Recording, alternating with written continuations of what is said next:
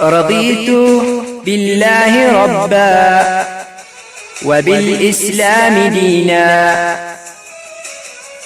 رضيت بالله ربا وبالإسلام دينا وبمحمد صلى الله عليه وسلم نبيا ورسولا.